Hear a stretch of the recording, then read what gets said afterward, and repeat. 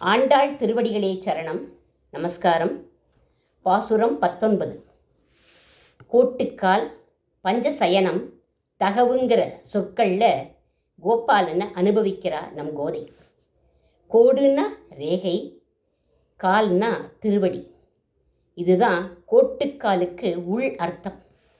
கோபாலனுடைய திருவடியில் 1008 ரேகைகள் இருக்கு. சங்கச்சக்கர ரேகை, வஜ்ர ரேகை, மிதுன ரேகை, ஊர்த்வ ரேகைன்னு இப்படி நிறைய ரேகைகள் உண்டு. இந்த ரேகைகளில் சங்கு சக்கர ரேகையும் அங்குச ரேகைகள் மட்டுமே வெளியில் தெரியும், மற்றவைகள்லாம் வெளியில் தெரியாது. துர்வர்ணங்கிற நம்முடைய தலை எழுத்து, இந்த தலை எழுத்தை அழிக்கக்கூடிய ரேகை பகவானுடைய திருவடியில் இருக்கு. அவனுடைய திருவடியை நம்ம தியானம் பண்ணினா நம்மளுடைய தலையில் எழுதி இருக்கிற கெட்ட எழுத்து அழிஞ்சிடும், சர்வ மங்களங்களும் உண்டாகும். இது கோட்டுக்கால்னு சொல்லப்படுற இந்த வார்த்தைக்கு உள் அர்த்தம். சாமானிய அர்த்தம் என்ன அப்படின்னா, யானை தந்தத்தினால தயார் பண்ணின கட்டில்.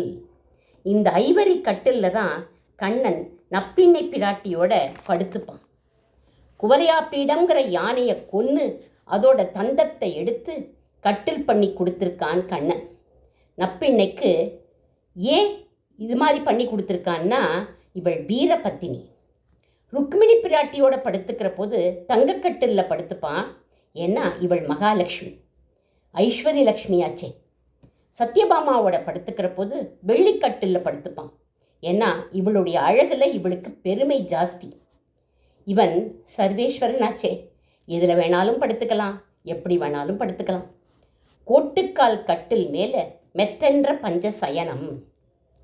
பஞ்சசயனம்னா 5 விதமான குவாலிட்டிஸ் இருக்குன்னு அர்த்தம். வாசனை, சாஃப்ட்டு, குளிர்ச்சி, வெளுப்பு, அகலம்ங்கிற 5 குணங்கள். பஞ்சன்னா சம்ஸ்கிருதத்தில் அகன்றன்னு ஒரு அர்த்தம் உண்டு. கோபாலன் ஒரே நேரத்தில் 5 லட்சம் வடிவம் எடுத்துட்டு கோகுலத்தில் உள்ள 5 லட்சம் குடி பெண்களோட இதே படுக்கையில் ஆனந்தமாக சயனிச்சுக்க போகிறான் அப்படிங்கிறார் நம்முடைய கோதை.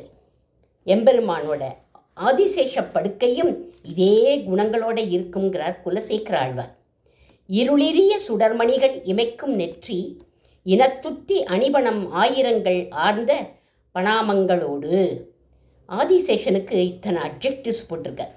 1000 பணாமங்களோட கூடியவன் அவன். அரவரச பெருஞ்சோதி அனந்தன் என்னும் அணிவிளக்கும் உயர்வெள்ளை அணைய மேவி. அனந்தனான ஆதிசேஷனோட படுக்கை வெள்ளை வெளியேர்னு இருக்கும்.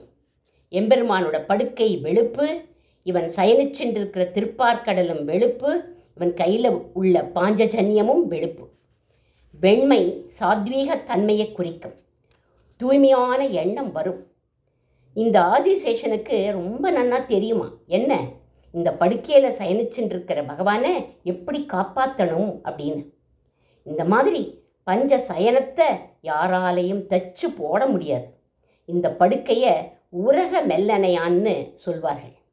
இப்பேற்பட்ட ஆதிசேஷ படுக்கை கோகுலத்தில் இருந்தால் யசோதை, நந்தபாபா, நப்பிண்ணை பிராட்டி இவா எல்லாரும் பயந்தே போயிடுவாள்.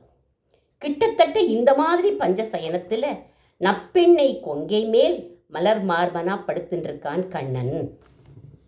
இப்படி சயனிச்சுருக்கிற கோபாலனுடைய தகவு என்ன?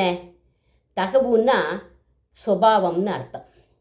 இவனுடைய சொரூபம் என்ன அப்படின்னா, பக்தர்களுக்கு எப்படி அனுகிரகம் பண்ணலாம்ங்கிற எண்ணம் தான் எப்பவுமே இவனுக்கு.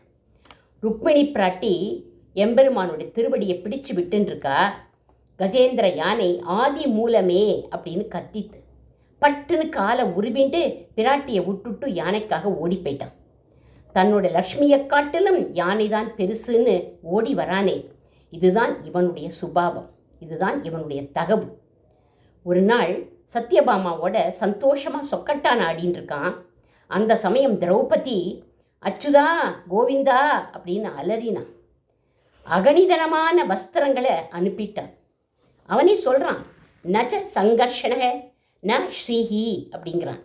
எனக்கு பலதேவனும் வேண்டாம், ருக்மிணி பிராட்டியும் வேண்டாம், பக்தர்கள் தான் எனக்கு முக்கியம் அப்படிங்கிறான். தன்னை சரணம் அடைஞ்சவாளை காப்பாற்றுறது தான் இவனுடைய சுபாவம், இவனுடைய தகவு. பிராட்டியுடைய தகவு சரணமடையாதவாளையும் காக்கக்கூடியவள் அவள். காக்காசுரனையும் அசோகவன ராட்சசிகளையும் காப்பாத்தினான். அவ சரணமே அடையலை. நமக்கு எது தகவு?